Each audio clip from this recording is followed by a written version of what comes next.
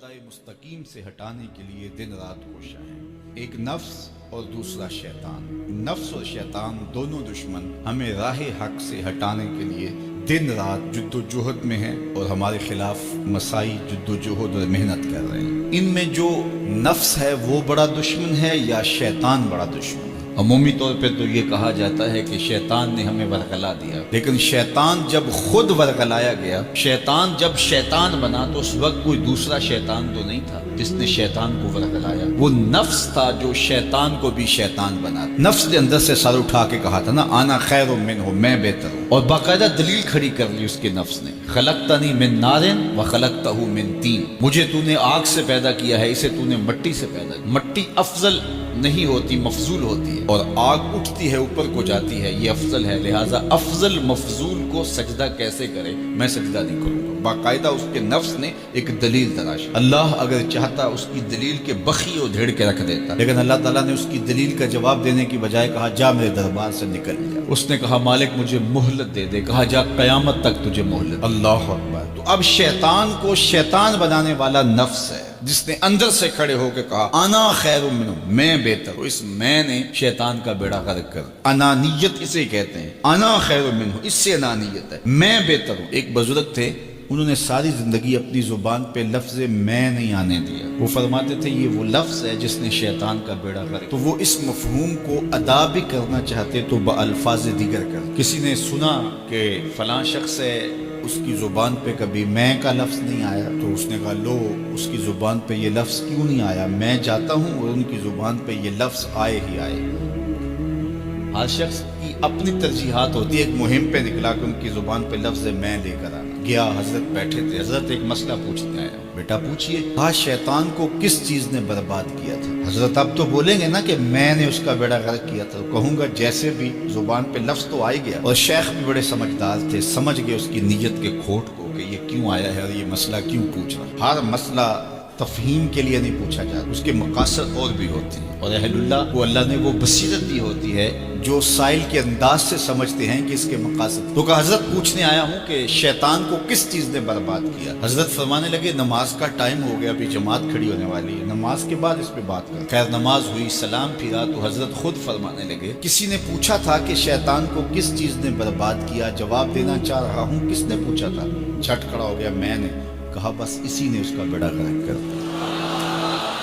تو انانیت میں جو ہے یہ شیطان کو شیطان بنانے والی، نفس جس نے اندر سے سر اٹھایا اور کہا انا خیر منہ، میں بہتر ہوں، تو یہ شیطان کو شیطان بنانے والا نفس ہے۔ تو نفس شیطان سے بھی بڑا دشمن۔ اب ہمارے ساتھ دو بڑے دشمن لگے ہوئے، ایک شیطان اور دوسرا نفس، اور دونوں ہمارے باطن کو اجاڑنے کے لیے، ہمارے من کو بے چراغ کرنے کے لیے، ہمارے اندر کی روشنیاں بجھانے کے لیے دن رات کوشش۔ ایک تنہا ناتواں اکیلی جان، دو دشمنوں کے نرغے میں، اور دونوں دشمن بڑے تگڑے اور بہت طاقتور، اور ہر وقت ہمارے اوپر حملہ آور۔ الشیطان جاسم علی قلب ابن آدم فاذا ذکر اللہ خنس واذا غفل وسوس۔ حضرت نبی رحمت صلی اللہ علیہ وآلہ وسلم نے ارشاد فرمایا شیطان اولاد آدم کے دل پہ قبضہ جماتا ہے، اور جب بندہ غافل ہوتا ہے تو یہ وسوسے ڈالتا ہے، اور جب بندہ اللہ کا ذکر کرتا ہے تو یہ بھاگ جاتا ہے۔ تو شیطان وسوسہ اندازی کرتا ہے، باطن کو اجاڑتا ہے، من کو لوٹتا ہے۔ نفس اور شیطان دو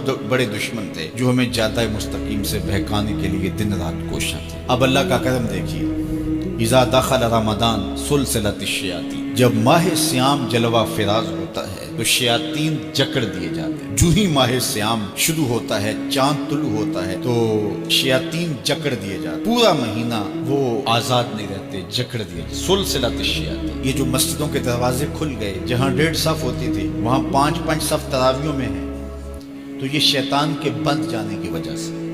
لیکن مہنگائی کا طوفان ہے، بد نگاہی ہے، بد تہذیبی ہے، جھوٹ ہے، دیگر امور بد بھی جاری ہیں، یہ نفس کے موجود ہونے کی۔ نیکی کا ماحول پیدا ہوا، یہ شیطان کے بند جانے کی وجہ، لیکن ہماری برائیاں بدستور موجود ہیں، یہ نفس کے موجود ہونے کی وجہ سے۔ اب ہمارے لیے آسانی یہ ہو گئی کہ دو دشمن تھے جن کا ہمارے سے مقابلہ تھا، ایک نفس اور دوسرا شیطان۔ ہمارے لیے یہ سہولت ہو گئی کہ ہمارا ایک دشمن باندھ دیا گیا۔ اب دشمن ایک ہے جس سے ہم نے ماہ سیام میں، اور وہ دشمن کون سا ہے؟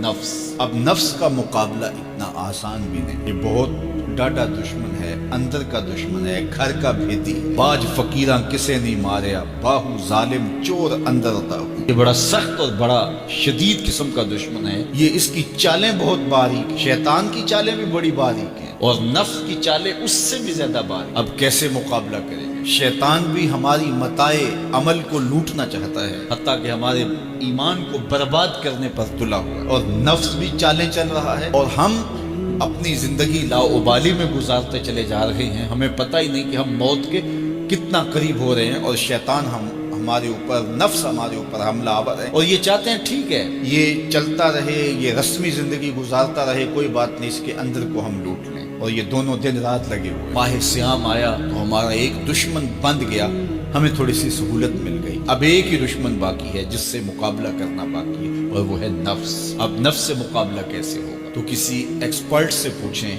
کہ جناب نفس ہے، ہم کمزور ہیں، شیطان دشمن ہمارا بندہ ہوا ہے، 2 محاذ کھلے تھے تنہا جان کے لیے، ایک محاذ بند ہو گیا، اب ایک ہی محاذ ہے، مقابلہ کرنا ہے تو کیسے کرنا؟ اللہ اکبر۔ تو ہم اقبال کی بارگاہ میں عرض کیا کہ آپ بتائیے۔ وہ کہنے لگے میں آپ کو اپنے مرشد مولانا رومی کے پاس لے جاتا ہوں۔ رومی کے پاس اقبال لے کر کے گئے تو رومی نے کہا کہ میں آپ کو ایک اور شخص کا پتہ بتاتا ہوں، اور وہ اتنا کامل ہے اور اس شعبے میں اس قدر ایکسپرٹ ہے۔ اس نے کہا ہفت شہر عشق را اتار گشت، ما ہنوز اندر خمیں یک کوچا۔ عشق کے 7 شہر حضرت شیخ فرید الدین اتار گھوم چکے ہیں، اور ہم پہلے شہر کی پہلی گلی کے کونے میں کھڑے ہیں۔ یعنی اتنا بڑا شخص شیخ فرید الدین علیہ رحمہ، تو کہا وہ بتائیں گے تمہیں کہ نفس کا مقابلہ کیسے کرنا ہے۔ رومی کہتے ہیں کہ وہ میرے بھی استاد ہیں، رومی کہتے ہیں کہ وہ میرے بھی ہادی و مرشد ہیں۔ جس عشق کے شہر میں میں داخل ہوا ہوں اور ابھی کونے پہ کھڑا ہوں، اس طرح کے 7 شہر وہ گھوم کے بھی آئے ہیں۔ آؤ ان سے پوچھتے ہیں کہ جناب نفس قابو کیسے کریں؟ تو شیخ فرید الدین اتار نے کہا نفس نتواں کشت الا باسے چیز، بات گوئم یادگیرش اے عزیز۔ نفس نہیں مرتا، لیکن 3 اسلحے اگر آپ کے پاس ہوں تو یہ نفس ٹھہر بھی نہیں سکتا۔ غور سے سن لیجئے، روحوں میں اتار لیجئے، اور زندگی میں ہمارا مقصد ہے اس نفس کا مقابلہ کرنا۔ شیطان کا مقابلہ کرنا بھی ہمارا مقصد ہے، اور نفس کا مقابلہ کرنا بھی ہمارا مقصود زندگی ہے۔ ساری زندگی فریب میں ہم میں نہیں گزار رہی، زندگی تیزی کے ساتھ گزر رہی ہے، اور ہم آغوش موت میں اترنے والے ہیں۔ تو یہ ڈاڈے دشمن ہماری متاع عمل لوٹ رہے ہیں، ہمارے کیے ہوئے عمل کو عجب سے، تکبر سے، ریاکاری سے برباد کر دیتے ہیں۔ ہمیں پہلے عمل کی طرف جانے نہیں دیتے، پھر عمل کے اندر وسوسے ڈالتے ہیں، پھر عمل ہو جائے تو اس کو پھر برباد کرنے کی کوشش کرتے ہیں۔ کتنے ڈاڈے دشمن ہیں جن کے درگے میں ہم پھنسے ہوئے ہیں۔ تو پھر ہمیں کوئی بندہ مل گیا ہے جو بتا رہا ہے کہ جناب اس کا مقابلہ ایسے کریں گے، تو پھر آج کی سن لیں ہم اور غور کر لیں اور اپنے اندر اتریں۔ تو شیخ فرید الدین اتار ہمیں بتا رہے ہیں، تو سنیے وہ کیا کہہ رہے ہیں۔ نفس نتواں کشت الا باسے چیز، نفس نہیں مرتا، یہ بڑا ڈاڈا ہے، لیکن 3 اسلحے اگر آپ کے پاس ہوں تو یہ ٹھہر بھی نہیں سکتا۔ وہ 3 اسلحے کون سے؟ خنجر خاموشی و شمشیر جو، نیزائے تنہائی و ترک ہجو۔ ایک خاموشی کا خنجر، دوسرا بھوک کی تلوار، اور تیسرا تنہائی کا نیزہ۔ یہ 3 اسلحے تمہارے پاس ہوں تو پھر نفس ٹھہر بھی نہیں سکتا۔ خاموشی کے خنجر سے نفس پہ وار کیا جا سکتا ہے۔ میرے اور آپ کے آقا و مولا نے فرمایا من سامتا نجا، جس نے خاموشی اختیار کی وہ نجات پا گیا۔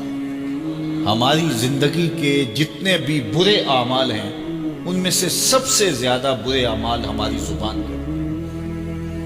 ہمارے ہاتھ بھی گناہ کرتے ہیں، کسی پہ ظلم کریں تو گناہ کرتے ہیں، ہمارے پاؤں بھی گناہ کرتے ہیں، برائی کے اڈے پہ چل کے جاتے ہیں، ہماری آنکھیں بھی گناہ کرتی ہیں، ہماری سوچیں بھی گناہ کرتی ہیں، ہم حرام کمائیں کھائیں تو پیٹ بھی ہمارا گناہ کرتا ہے، لیکن سب سے زیادہ گناہ ہماری زبان کرتی ہے۔ جھوٹ یہ بولتی ہے، غیبت یہ کرتی ہے، بہتان یہ لگاتی ہے، گالی گلوچ سب و شتم یہ کرتی ہے، گلے شکوے کا انداز، ناشکری کا لہجہ یہ اختیار کرتی ہے۔ اسی لیے میرے اور آپ کے آقا و مولا نے فرمایا جو تمہارے 2 جبڑوں کے درمیان ہے، یعنی تمہاری زبان، اور جو 2 ٹانگوں کے درمیان ہے، تمہاری پارسائی کی جگہ، ان دو چیزوں کی تم مجھے ضمانت دے دو، میں محمد تمہیں جنت کی ضمانت دے دیتا۔